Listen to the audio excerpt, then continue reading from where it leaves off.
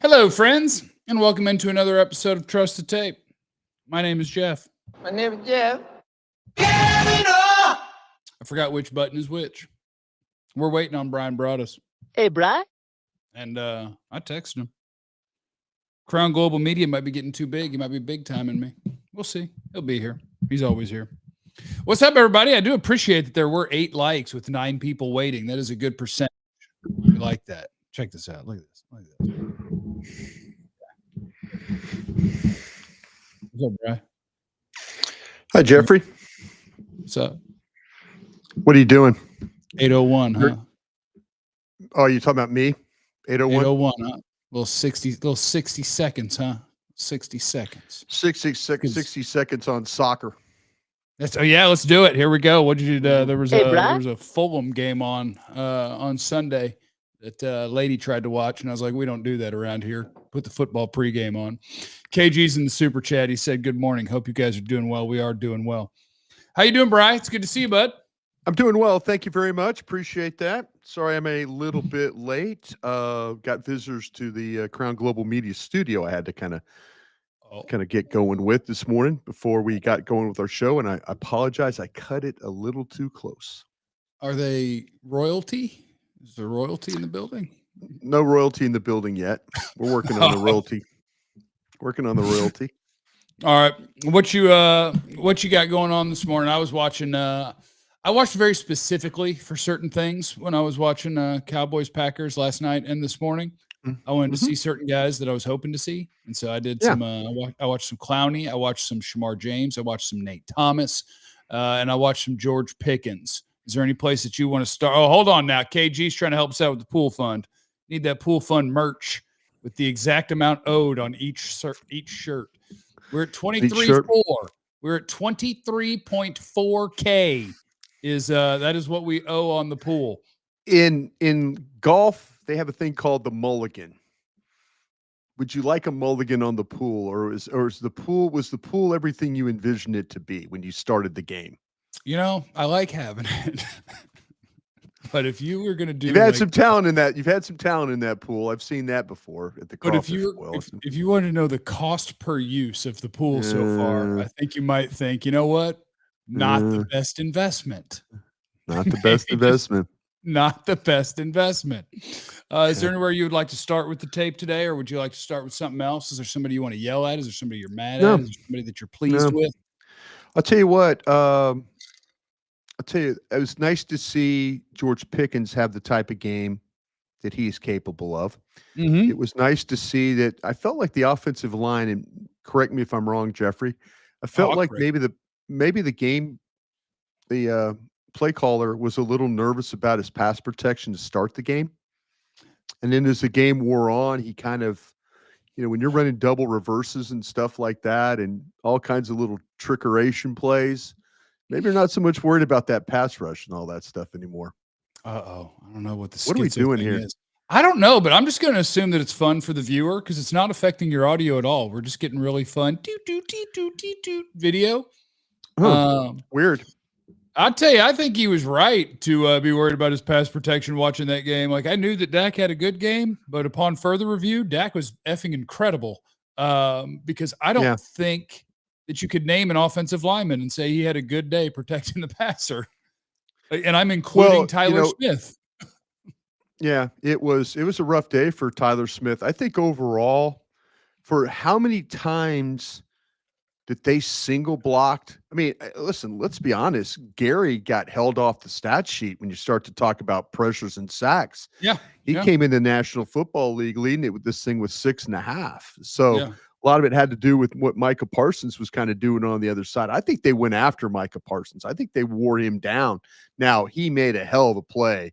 I mean, they got a little cute on the goal line saying, okay, well, let's just put Jake Ferguson on Micah Parsons and see if we can kind of block him one-on-one. I'd much rather down there put span forward somebody with a little bit better. I wouldn't even have put Schoonmaker on him. I would have taken span forward and say, okay, we're going to block you up. If we're going to keep the tight end in, just go ahead and have span forward handle that that job right there. He's built more like a tackle, make Micah have to fight that one a little bit more. But I think overall, yeah, it wasn't pretty, man. These dudes were Steele. I was worried about him running the ball with Steele and Bass. I thought early in the game they had some problems getting guys up on the second level. Walker was kind of early in the game when it came to some rundown stuff, was just unblocked, and they've got to do a better job with that. But I was worried. I didn't think they were going to get movement like they needed to, and I was worried that the Packers were just going to kind of shut them down. But Dak throwing the football was, man, he made some incredible throws. And I'll tell you what, give every one of your wide receivers credit who dressed. Every one of them had a hand in helping. I know it was a tie, but you're the underdog in that game by a good 7 points. That was almost like it was almost like a win. Now, careful with that one now. People are going to jump you for that. Just say it was a good tie. It was a nice tie. No. I mean, I've experienced ties. I mean, I experienced ties in college football this is before the overtime rules and stuff. But yeah, I mean, let's be honest. There are a lot of people that didn't know. I think I'm one of the few people that actually thought they had a chance to win this game because of the desperate team theory. By the way, Jets is going to be desperate team theory next week when you play this game. So now are they the desperate team in the desperate team theory? Oh yeah, they're the desperate team in this one. Yeah, the Jets. Okay, yeah. Yeah, I mean, but they also looked inept. Can a desperate team? Yeah, Bill. But you just find one day you find a way to get it done. So I always worry about these games.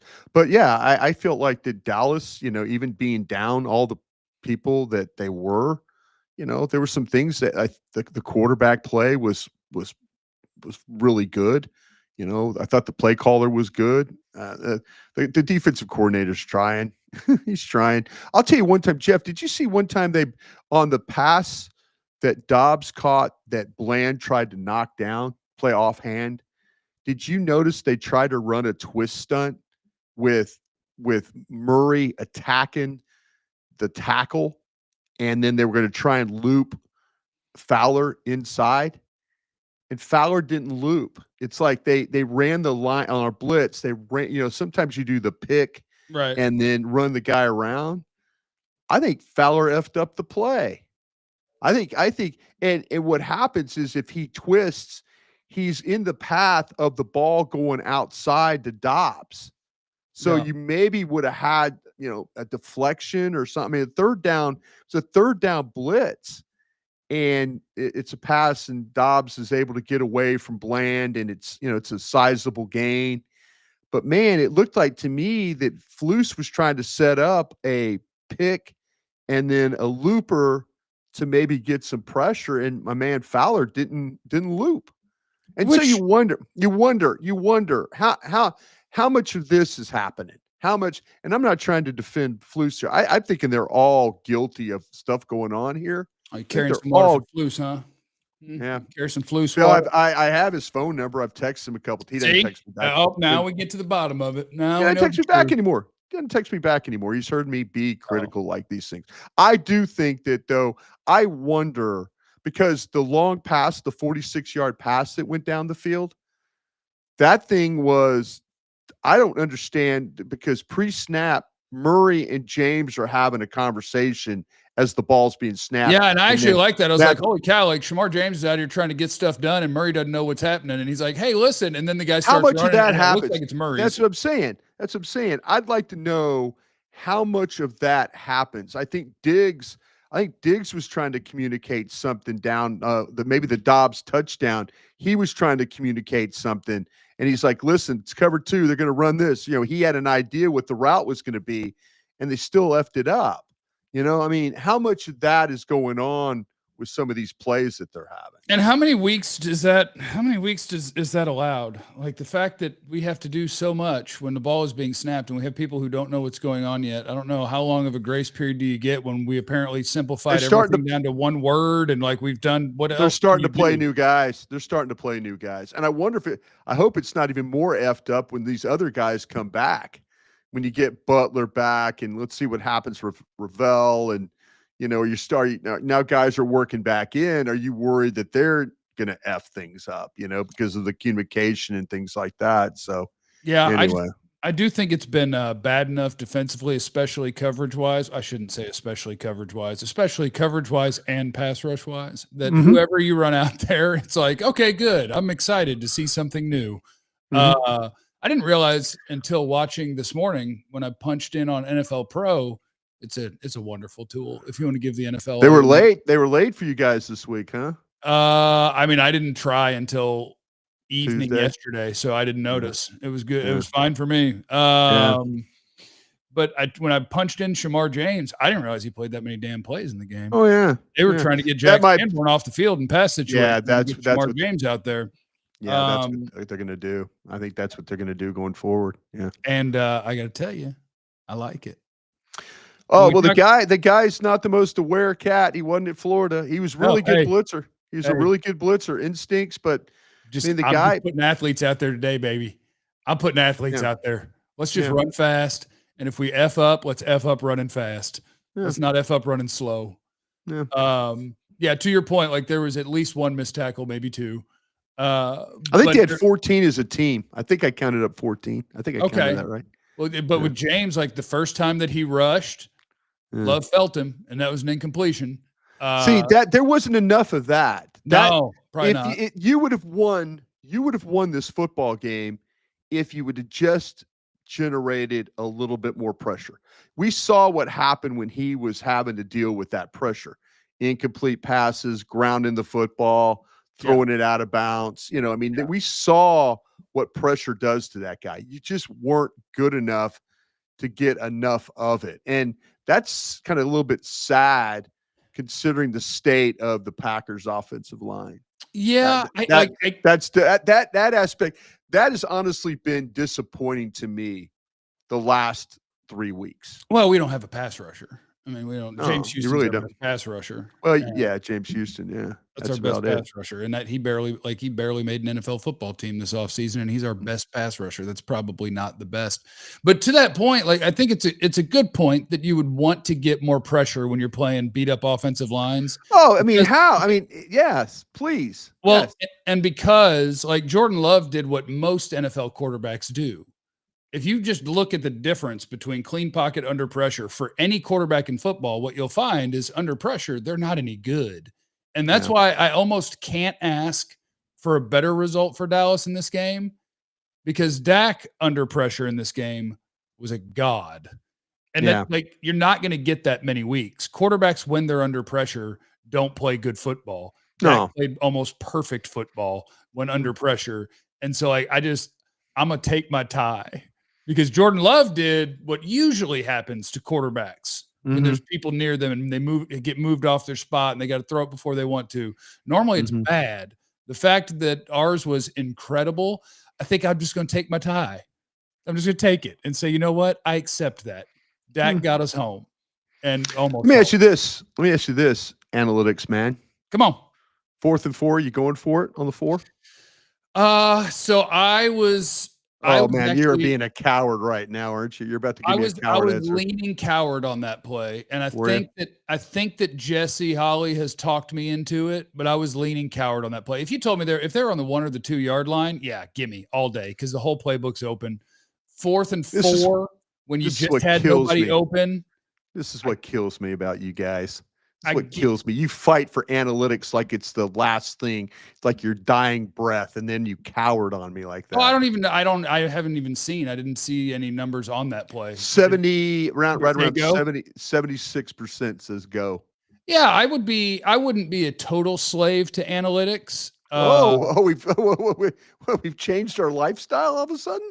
No, you guys are always you can't run on first down. You can't, you guys hammered me when I was working with you on the radio like that.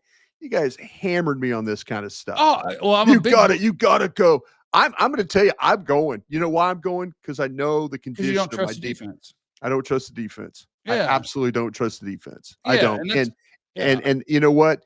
Even if I kick the field goal there, I'm thinking they're probably going to score, you know?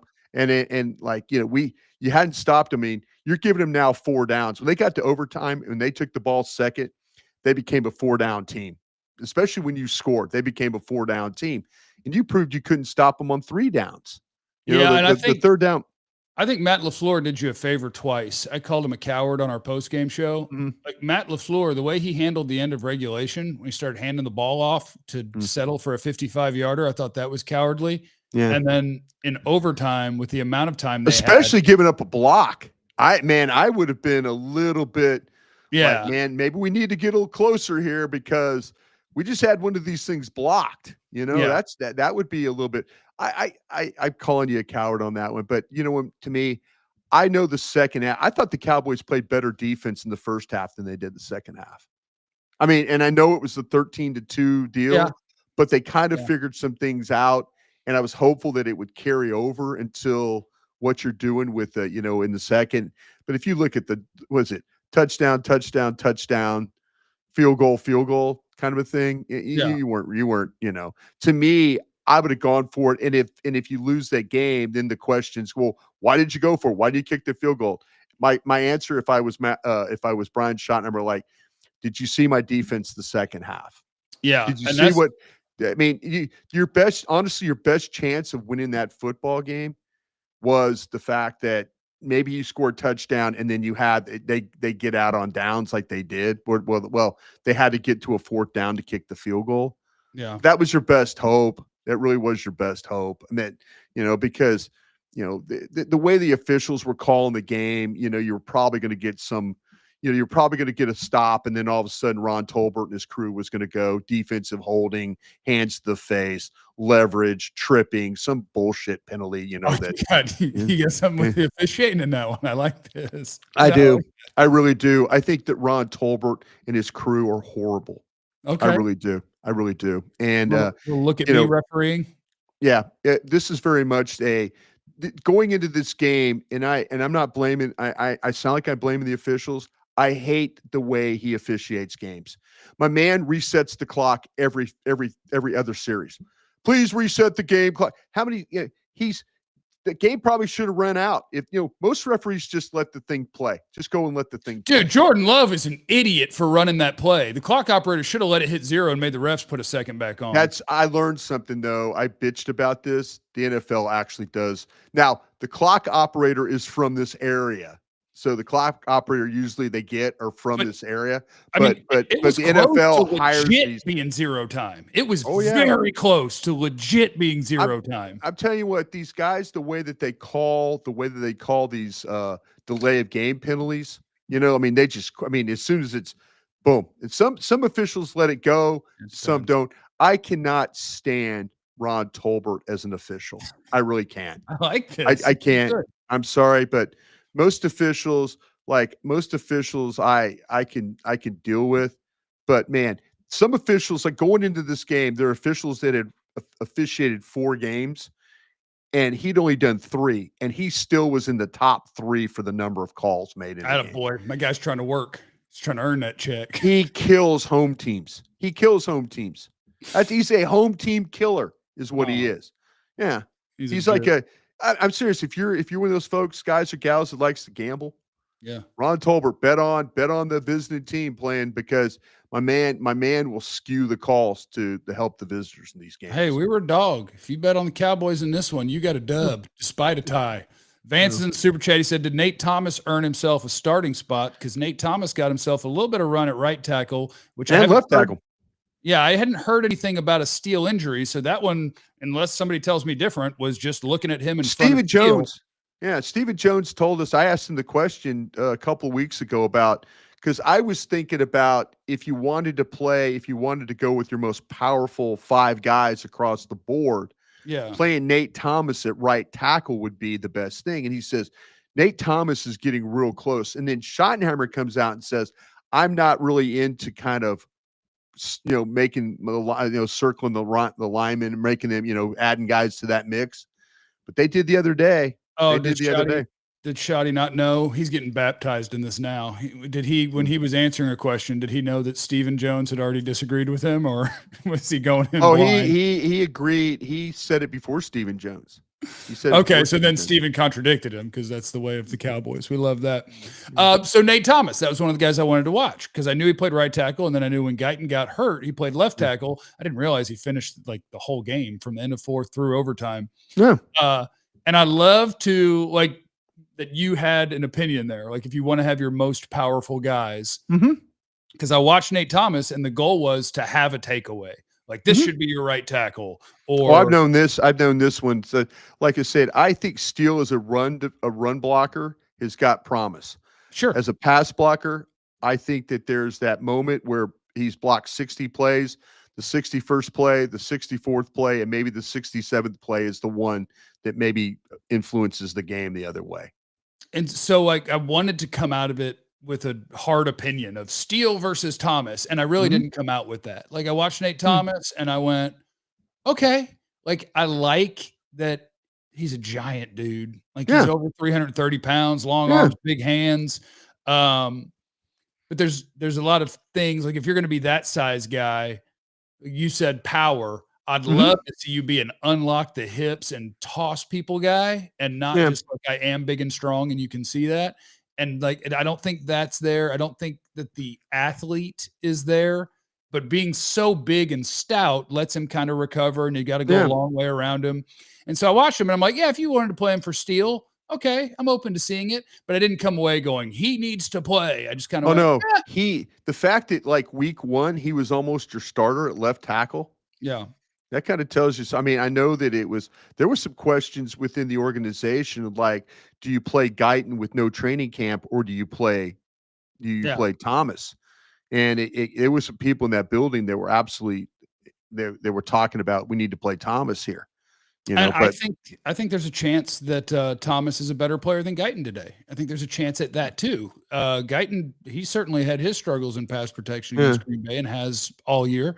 I am on record that I think that he's on the right track, and I think the athleticism that he has and the fact that he was a first-round pick means you keep riding that and see how this entire year progresses. But I do think it's reached the point now where you go, okay, I may be terrified of my tackles in pass protection, but I want to tell you a story about offensive line play in the NFL. Nobody's got depth. And the Cowboys might. And you do. Yeah. I think you've got a backup tackle who could go play.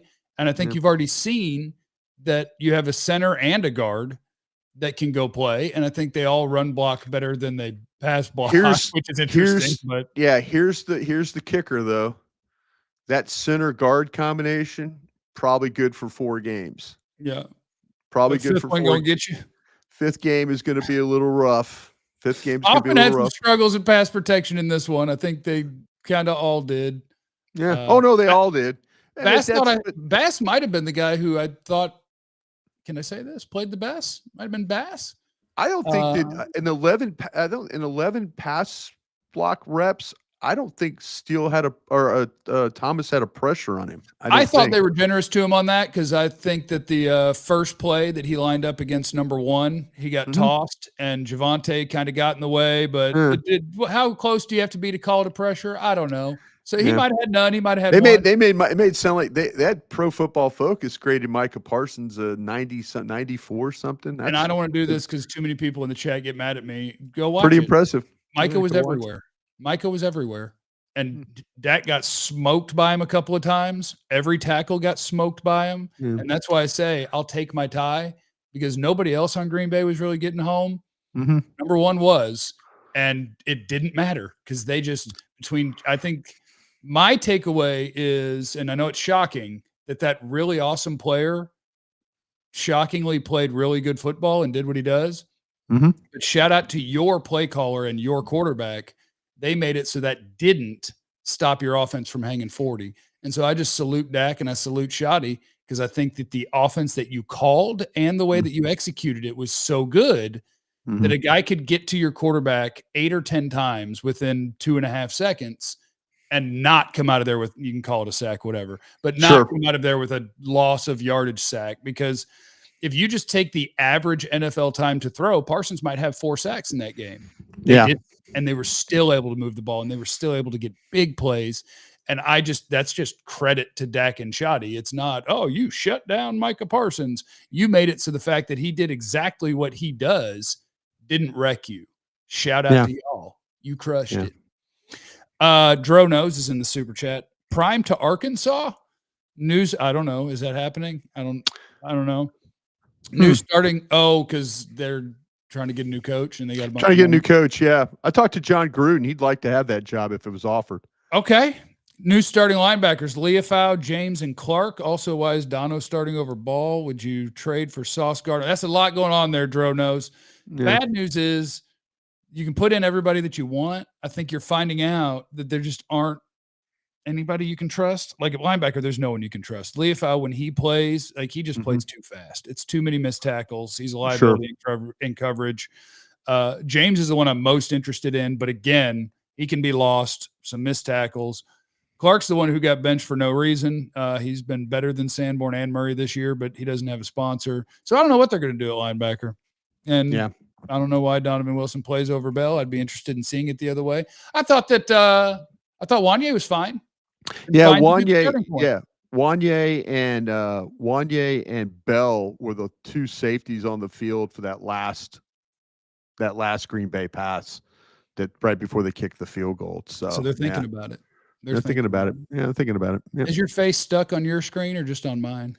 It's stuck on my screen too. Okay, I kind of like it though. It's like it's kind of like I'm a news correspondent. I'm like from the field, like I'm reporting from the field. Yeah, it's just and then like they put it, they always put the picture up. It's like, but you talk over your face is what you do. Sorry about that. I have no idea what's going on. It might be this camera. I might need to get a new camera here. So could be on my end. Who knows? Kelly said Diggs injury prone. I mean, I don't think that's unfair to say, but I do think that he's, again, no matter who they bench and who they put in, and Diggs kind of got benched a little bit. You could easily look at it and be like, why didn't they bench this guy instead?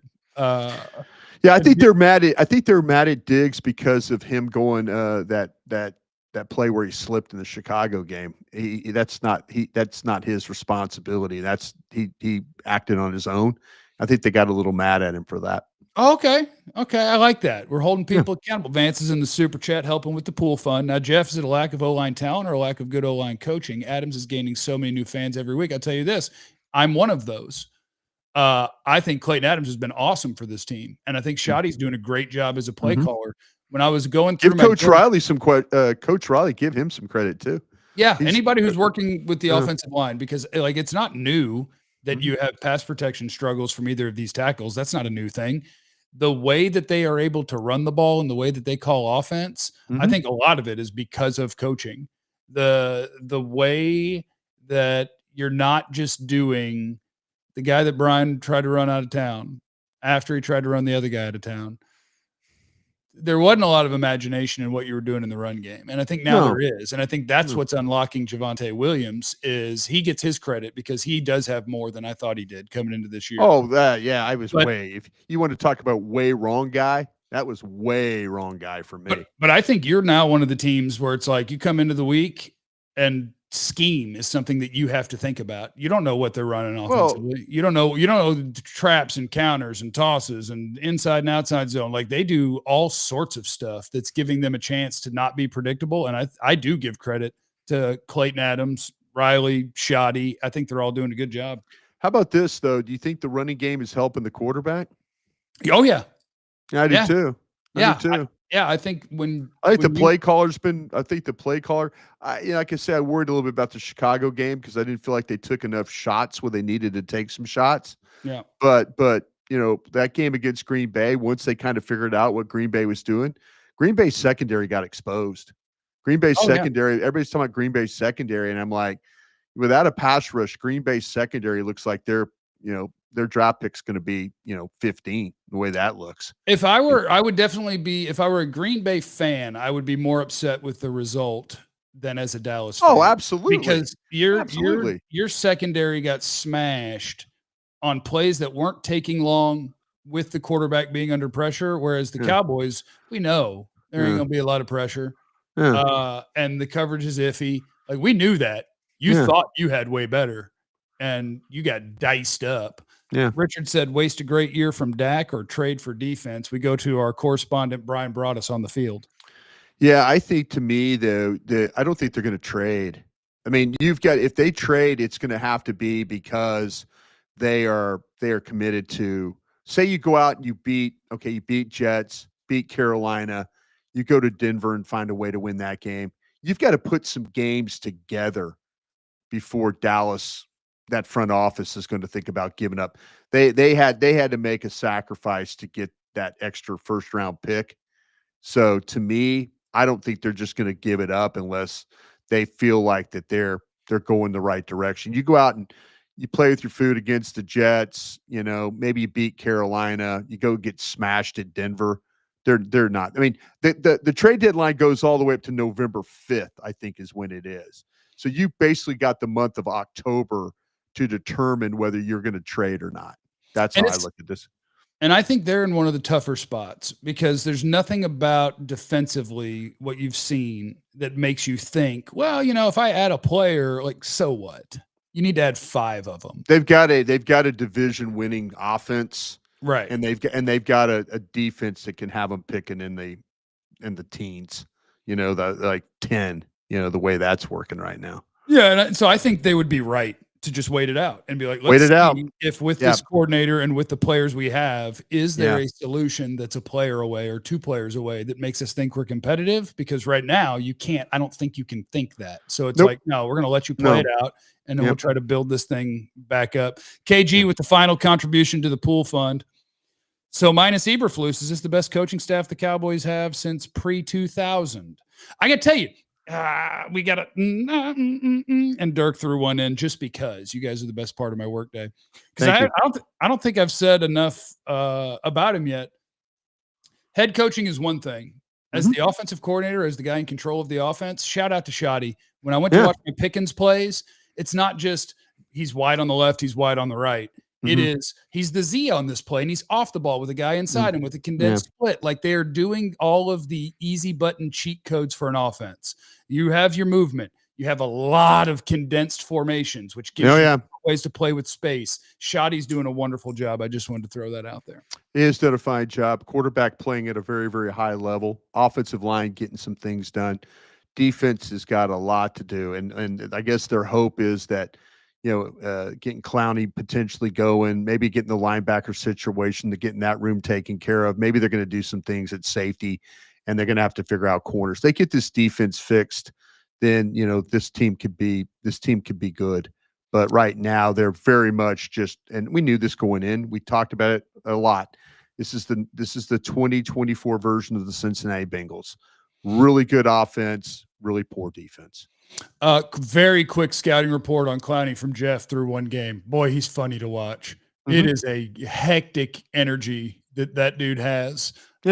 He plays hard and he's a good athlete, but he's a good athlete from standing upright. He's not strong at the point of attack. He doesn't have the explosiveness as a pass rusher he had. So I don't even know what to make of his game other than to tell you he's an aware player that is athletic from standing still with an offensive lineman. He just had a real hectic energy that was fun. Yeah, it was fun. He'll get better. I mean, like I said, he's kind of a pro and he knows how to play. He doesn't really get to stay anywhere very long, but he's kind of like he's kind of a mercenary. He comes in and he tries to help you a little bit, get some sacks, make a play or two. He was right there on the Houston sack fumble thing. He was right there in position. So, good for him for week 1 of playing. I would say you'd have to give him a plus grade for that. All right, and we thank our correspondent Bryan Broaddus, who's been live on the field with his picture on display. Thanks for stopping by, Brian. Hey, Brian. Thank you, Jeffrey. I appreciate that. I'm gonna get this camera situated. I'm sitting in a studio with a lot of cameras, and I got this camera just crazily not working right now. So we'll see. We'll figure it out. Technology's cray-cray. Thanks for stopping by, everybody. We love you. Appreciate everybody that contributed to the pool fund. We're going to get that thing handled in no time, and then who knows? The ceiling is the roof. Remember, you have no idea what anybody's going through.